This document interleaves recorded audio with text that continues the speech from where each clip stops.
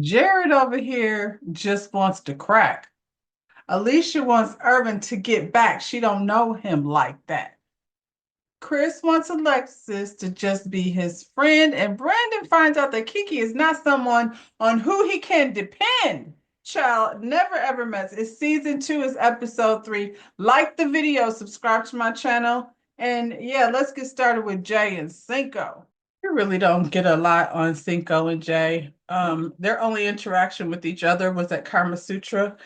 Their pose was the straight line. I don't know these Karma Sutra poses, child. I know they took out the champs, Tatiana and Clay Vassier. They took them out and they challenged then Ty and Brittany, and they lost to Ty and Brittany.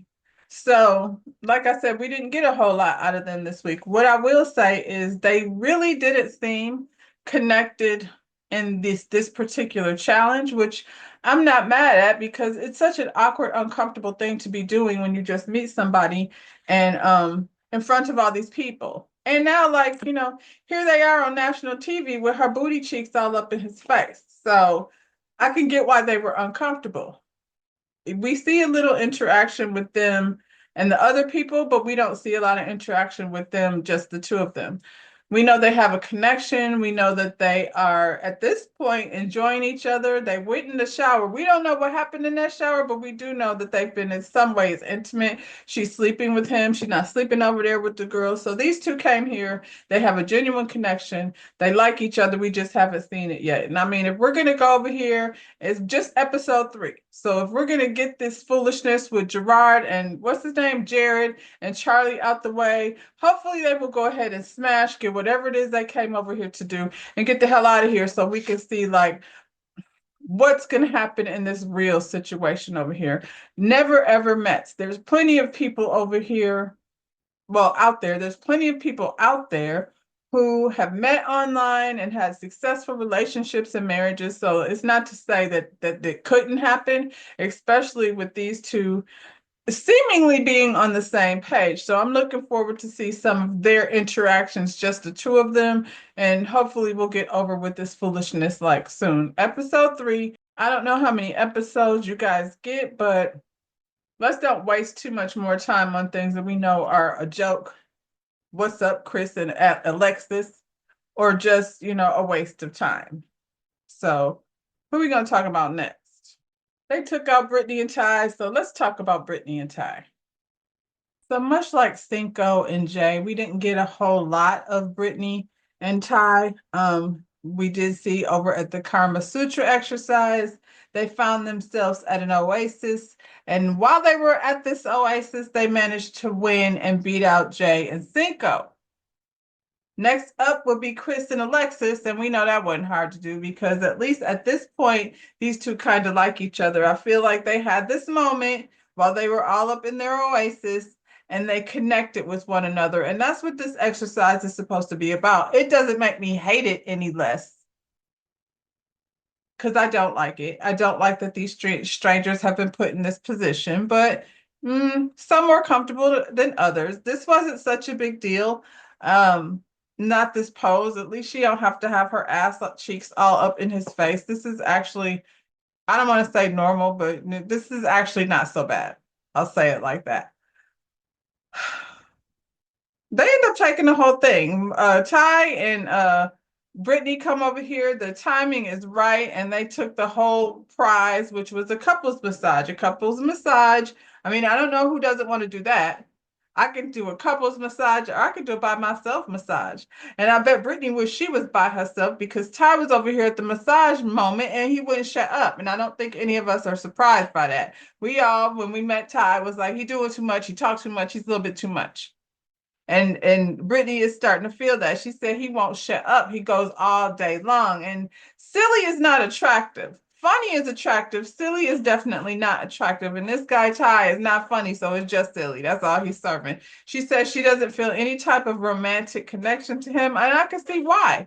I feel like she's trying, but this man won't shut up, and it's turning her off. And Ty, once we get turned off, it's really kind of difficult to unturn that switch. Off is off. Goodbye, gone. See you later. Sayonara. That's it. That's all.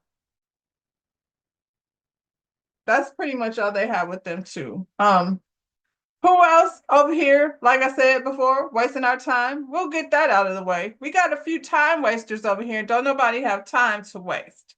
So let's go ahead and get this non-couple out the way. I'm talking about Alexis and Chris. So Chris and Alexis, like I said, I don't believe anything about this. Chris apologizes to Alexis for being immature. I guess he felt like he was immature down to the body painting exercise, writing a stop sign on her back. I really don't feel like he owed her any apology for that, as far as I'm concerned. And then apparently he stormed out after they were having that conversation back in the house. I mean, this is the whole fake storyline these two are going with. This is the argument that they're going to make up, the conflict in their relationship. She apologizes to him for triggering him because remember, he said he's triggered by all this bossiness that has gone on within his own household. And then they kiss each other. He gives her these kisses, little bitty kisses, told her that she smells like onions. That's romantic, Chris. He tried to create an exit for himself. They're sitting there talking, and he says, if we don't leave together, we can still be friends. And she's like, we're leaving together. No, I feel like he just told you you're not leaving together, Alexis. Chris says, basically, when they were talking to each other, that her aggressive and controlling behavior, well, it hits different over here in real life. And he says he's referred to her as bossy in the past, but like now that he's seeing her, listen, this lady is not giving any type of pleasant energy over here. She's snarky face, she, sleuthing around, like, she exhausted to be there. She's not giving there.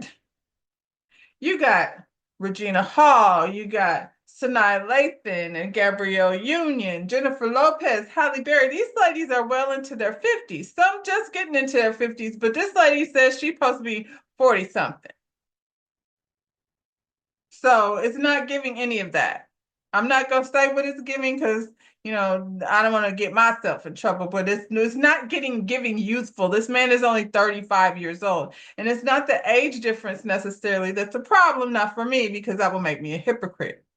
It's the fact that y'all are not on the same, like you looking, call me now. That's what I'm getting from right now. You feel like you look like Miss Cleo, girl. She's not having any type of young energy. I don't know what it is that's supposed to be happening over here, but it's not a relationship. And y'all came on TV for what? To make yourself look like what? For what I'm seeing, embarrassed. Alexis, I would be embarrassed. The things that this man is saying to you is that you are not it. He don't want it. No, thank you very much. That's what I'm getting.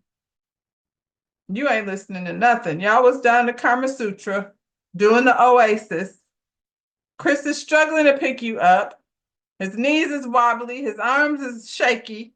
It's not giving that he spends a whole lot of time in the gym. This is a young man, and Chris, you are not a little dude. That lady is not that big. So there's no reason for you to be doing that much struggling. And then while she's watching this man struggle, she decides to do a back bend in the sand. Well, at least she almost landed her ass in the sand. He made her get her ass back up by herself. He's like, my hands is already tied up trying to keep your thighs up here. Here you go laying backwards. This is another couple that I feel like we're at episode 3. Like, let's wrap this thing up. For real, for real. He already admitted that he doesn't want to be with her. So let's wrap it up because, we want to see people who are actually for real going to do something over here. We know this is not it. I guess, to be on TV. Well, you're here. Now go away. What are we going to get into next? Here's another couple that are just, at least one of them are not feeling the other. Alicia and Irvin. Okay, so Alicia and Irvin. Alicia invites Irvin up to her room to have a discussion after they had this disagreement over, how his body bucks up and his face changes and his energy changes when he's upset. I think that's the definition of being upset. Like when you're upset, You bulk up a little bit, you tighten up a little bit, your face change and your energy change. For her, this feels like aggression, and she questions her mental and physical safety. Irvin, let's do yoga. So there you have it. I really feel like there's nothing else to say after that, Karen. Alicia is a Karen. She's her physical safety, her mental safety is, at risk being in the room with this person that she was gaslighting. Ciao. Whole time Irvin is over there with his Bengay on a stick. He's rubbing out, his shoulder. I don't know what he did over there working out in the yoga room or what have you, but it's got his muscles a little stressed. Or maybe it's this lady that's got his muscles a little stressed. Either way, he's not really engaging so much. He's very much checked out. And I don't blame him. I would check out too. Like, and this lady don't like me. So it's like, punching a brick wall. What am I going to keep doing that for? She talking about she's seeing red flags. Red flags? We see a red flag too. The red flag is you, Alicia. You're the red flag in this particular situation. They have to go down to Kama Sutra. This is why I don't like this. This lady has some type of trauma and she doesn't like physical touch. It needs not from this guy.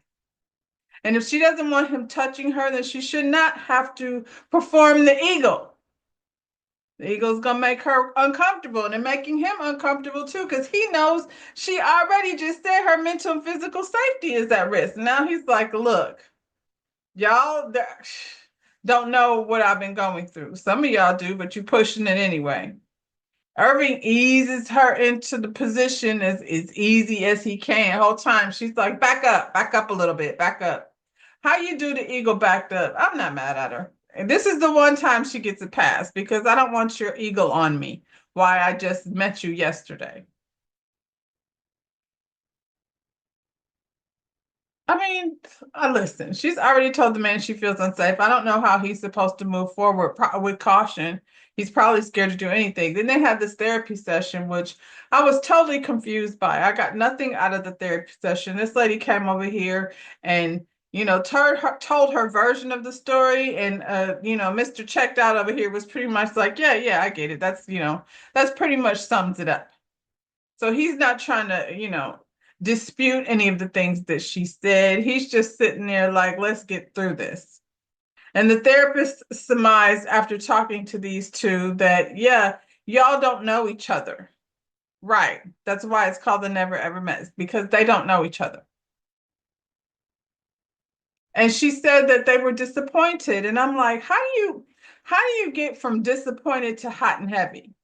I don't think that's a thing. I think you can go from disappointed to what? Maybe, I don't think they should stay friends because this isn't a very nice person, Irvin, to be friends with. So let that lady go home and figure out her issues and maybe she could come back and try again. I don't know how she's preparing herself to be a wife when she's not prepared to, take accountability for her actions. And she brought up her situation, her illness, like she usually does.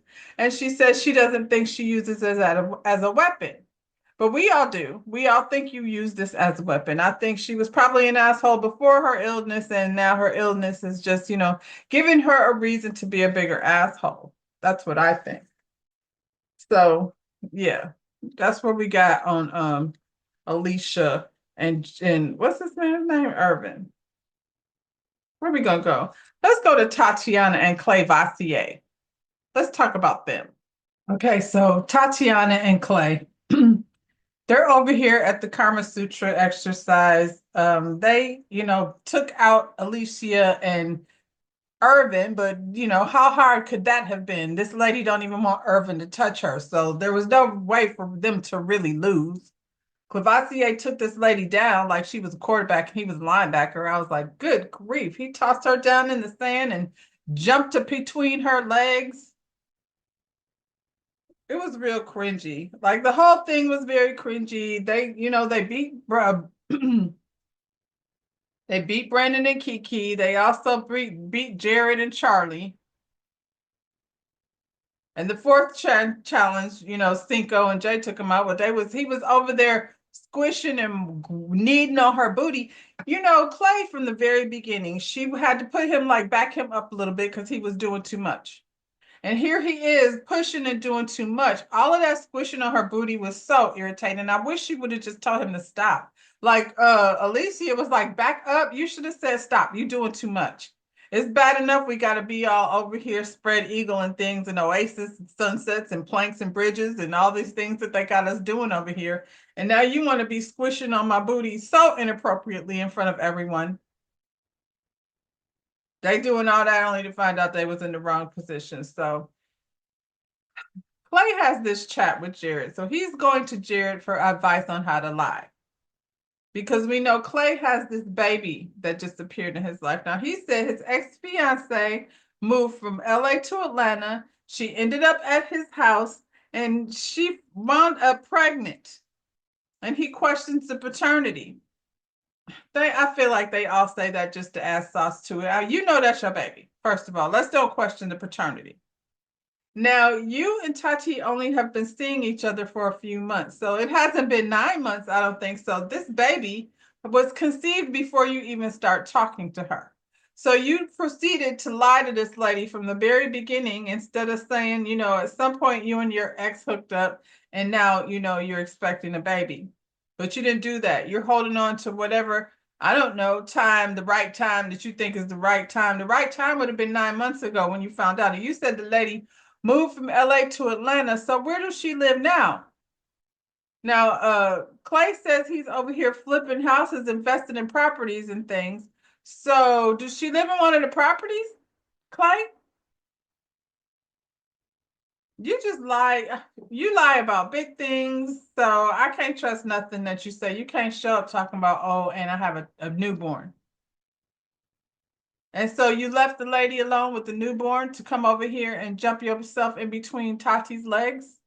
That's impressive. And you seeking advice from Jared? He knows how to lie. He lies a lot. Tati pulls up on this conversation. She hears, I guess, enough of it for her to want to get the tea. She asks him, what was y'all talking about?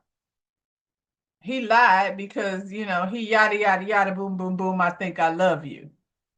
I don't like these yada, yada people that be saying a whole lot of words that don't mean anything or make any type of sense. He said a whole lot to say, I think I love you. What? You think you might love her. You do not. You just met her, so cut it out. Do you love your baby? I don't know. You ain't mentioned her. I have a problem with that. But these people gonna do what they do over here. Since Jared was a part of this conversation, let's just get Jared and Charlie out the way. So Jared and Charlie have a little sit down and they discuss how relieved they are that all their secrets are out and she can just walk around and pump freely. We still don't know where the hell that baby is, but don't worry about it. I guess it'll show up sooner or later. Now all they have to do is figure out the logistics. He lives in Carolina. She lives in Dallas. He has a 3-bedroom situation. She has a 6-bedroom house. According to her, she got a nice house. 6 bedrooms is enough for all them children to pile up in. And, Jared feels like that makes sense. He might as well check around in Dallas, find out what schools is hiring. And I'm like, schools for what? Because I certainly don't think I want Jared around those school children. I'm just saying, he's a little freaky. We don't know what he got going on over there.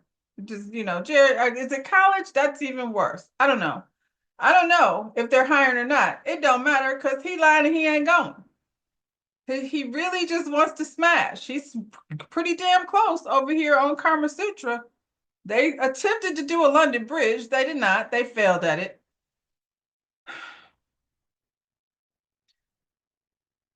I'm really so confused by this. I feel like, is she slow? And I'm not even being funny. Like, she's this girl out here getting pregnant by all these different dudes. And I'm not sure, I'm guessing based on her situation, she's using sex to try to, create a relationship. And she's getting used up. She's getting used up by these men who are dropping a baby in her and keep going.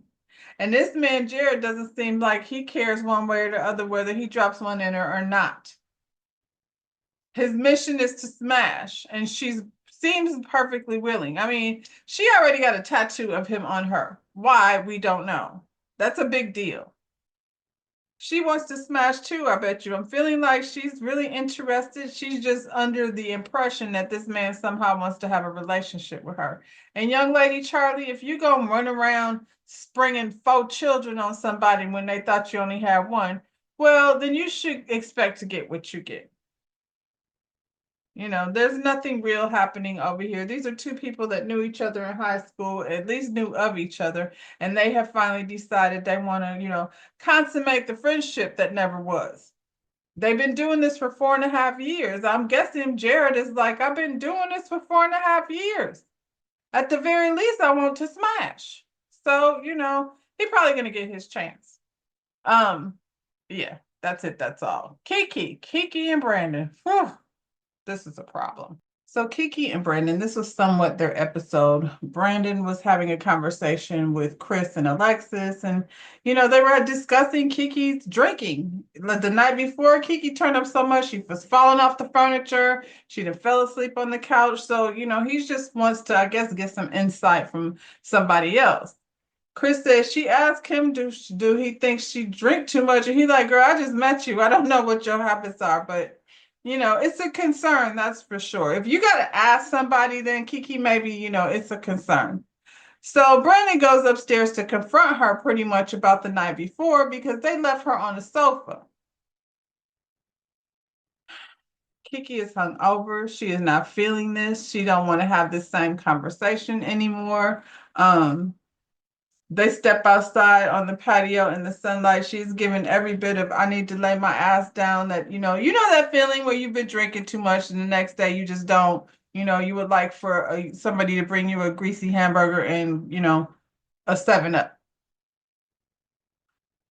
Kiki says she's a fun drunk. I'm a fun drunk and I'm not an angry drunk and I don't hurt anybody. I'm not hurting anybody. If you have to use the word drunk in order to describe yourself, Kiki, then you should maybe think about it. I don't know that she's an alcoholic, but she definitely needs to be aware and maybe do something about her drinking habits. On one hand, I feel like she's young and she's 29 and she's still on the turn up. But on the other hand, you're 29 and, you start creating habits that's going to follow you into your full adulthood and it may cause some problems for you, later on in life. I don't know that it's causing a problem for Brandon because I feel like, Brandon, you've been talking to this lady for 4 years. So what have you been doing in these 4 years? I feel like you just wanted to get this lady over here to satisfy your fetish and, maybe move on. I don't know why you have such angry energy as it relates to her drinking. If it's a concern of yours, you can just be like, maybe not, maybe we're not a match, but your energy is just a little bit too much as far as I'm concerned. I think your questions are valid, but I think your energy off. After 4 years, I'm like, y'all didn't discuss each other's lifestyles. Like, these people work very hard to hide who they really are from somebody and then spend 4-5 years doing it. That's a whole problem in itself, as far as I'm concerned. And Kiki is definitely hiding behind alcohol. She said, she feels like she needs alcohol for people to like her, for her to loosen up. Like she's leaning a lot on the alcohol. She mustered up some energy to get down to the Kama Sutra. And her and Brandon was over here doing the captain pose. And Kiki is very flexible. I'm not sure. I'm not sure. I am sure. I'm absolutely sure that I'm not as flexible as Kiki. So I better get down to the yoga studio and, stretch. Just saying.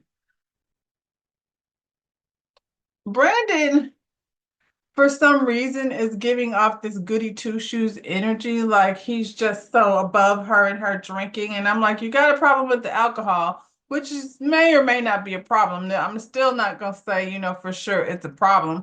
I feel like she over here on this TV show, sometimes people get it twisted. You was not going over here like on one of these shows where the alcohol is flowing and the wild out is, there for entertainment purposes. That's not what this is. This is something different. You're supposed to be over here getting to know this person and see if y'all want to have a relationship later on. I don't see it happening because you guys are so different. Brandon, you are not a goody two shoes. You, like I said, you got a problem with the alcohol, but you didn't have no problem bringing this lady over here, getting her in some lingerie for you to photograph it. First date. Now you over here, posted up in between her thighs, seemingly real comfortable. You like it like that. So, leave the judgment at the door, Brandon. They did a good job, but they didn't win. They was no match for, Clay Bossier over there jumping down, lunging into people's crotches. Now Kiki has heat exhaustion. This Kama Sutra exercise just wore her out. She having flashes and things, so she laying back down again. Kiki is lazy. I see her lay around, get up, ask about some cocktails. Her and Brandon's day to cook. She in the kitchen directing other people what to do. I think it was Brittany and Alicia. She told Alicia to boil the spaghetti noodles and put them in the freezer.